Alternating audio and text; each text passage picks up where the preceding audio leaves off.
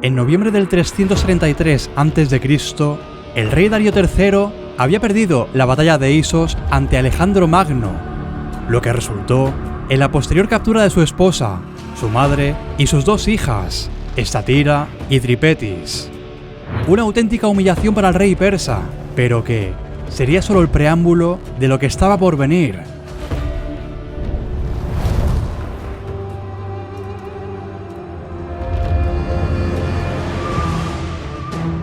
La victoria de Alejandro en Isos también le había dado el control total del sur de Asia Menor, lo que obligó al rey Darío a retirarse a Babilonia para reagrupar allí sus fuerzas restantes.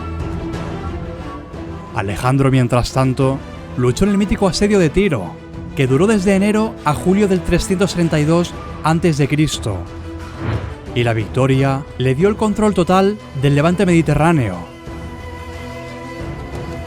Acto seguido, el joven rey volvió a luchar en el asedio de Gaza, lo que provocó que el sátrapa persa de Egipto, Maceo, se rindiera pacíficamente a Alejandro.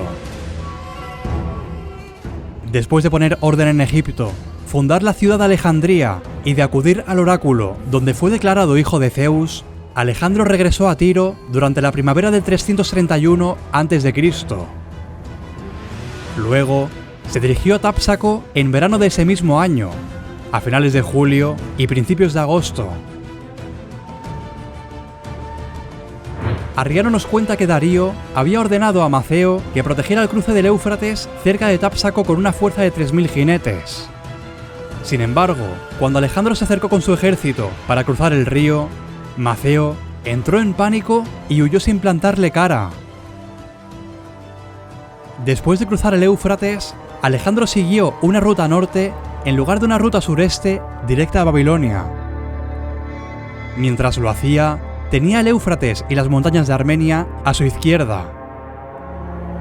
Lo hizo así porque la ruta norte facilitó la búsqueda de suministros y además sus tropas no sufrirían el calor extremo, un calor sofocante que sí habrían sufrido de haber tomado la ruta directa. Los exploradores persas capturados informaron a los griegos que Darío había acampado más allá del río Tigris, intentando evitar así que Alejandro lo cruzara. Sin embargo, Alejandro encontró el Tigris indefenso y consiguió cruzarlo con gran dificultad debido a las características del río. Por el contrario, Diodoro menciona que se suponía que Maceo no se habría molestado en defender el río, ya que lo consideraba intransitable debido a la fuerte corriente y la profundidad del mismo. Además, tanto Diodoro como Curcio Rufo nos cuentan que Maceo empleó tácticas de tierra quemada en el campo por el que tenía que pasar el ejército de Alejandro. Después de que las fuerzas macedonias cruzasen el río Tigris, se produjo un eclipse lunar. Según los cálculos astronómicos, la fecha fue el 1 de octubre del 331 a.C. Tras cruzar el río, Alejandro marchó hacia el sur a lo largo de la orilla oriental del Tigris. Tras 4 días de marcha, sus exploradores informaron que habían avistado a la caballería persa y que ésta no superaba los 1000 hombres. Alejandro entonces los atacó con su fuerza de caballería por delante del resto de su ejército, y al ver el ímpetu del rey griego y sus fuerzas, la caballería persa entró en pánico y huyó. La mayoría de ellos escapó, pero algunos fueron capturados o hechos prisioneros, quienes dijeron a los macedonios que Darío no estaba lejos y que, de hecho, se encontraba cerca de Gaugamela con su ejército. La batalla comenzó con los persas ya presentes en el campo de batalla.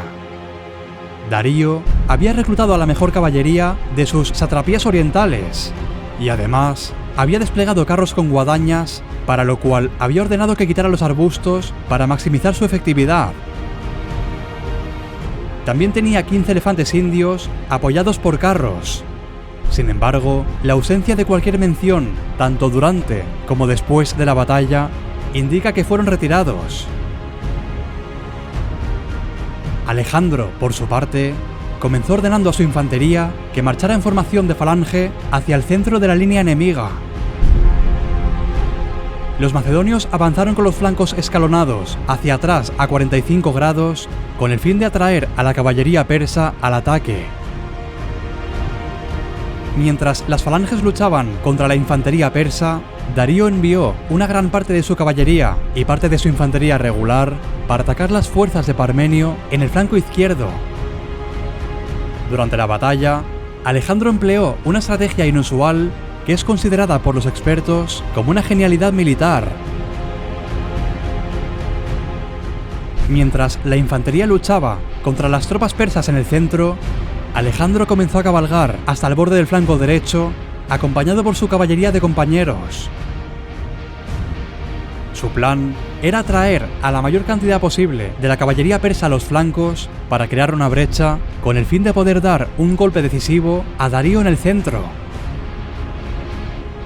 Esto requirió una sincronización y maniobras casi perfectas que el propio Alejandro lideró.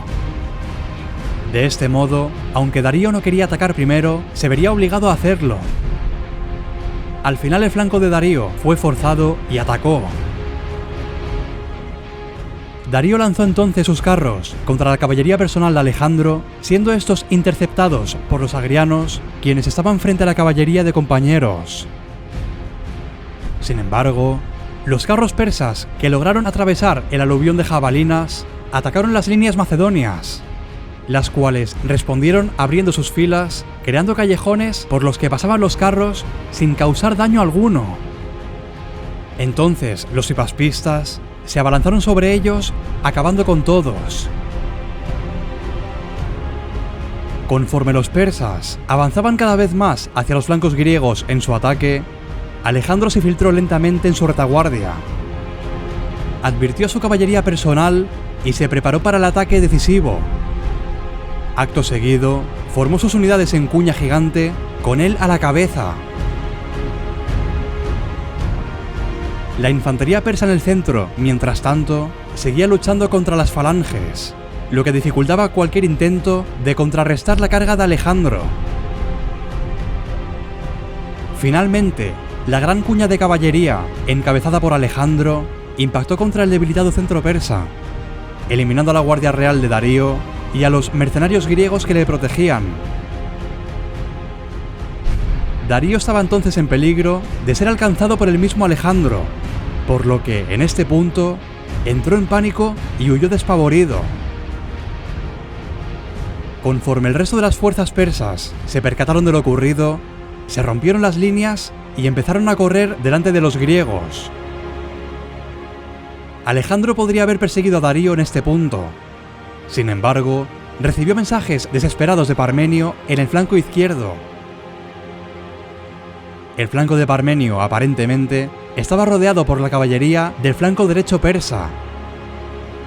Alejandro, por tanto, tuvo que escoger rápidamente si ayudar a Parmenio o si perseguir y dar caza a Darío, pero finalmente se decantó por la primera opción, acudiendo en ayuda de Parmenio y concluyendo así la batalla.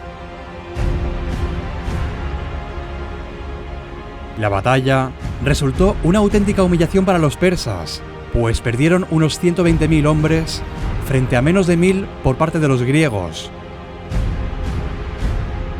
En este punto, Alejandro tuvo vía libre para capturar Babilonia y no mucho tiempo después, Darío sería traicionado por sus propios sátrapas, quienes acabaron con él. Ahora Asia tenía un único soberano, Alejandro Magno.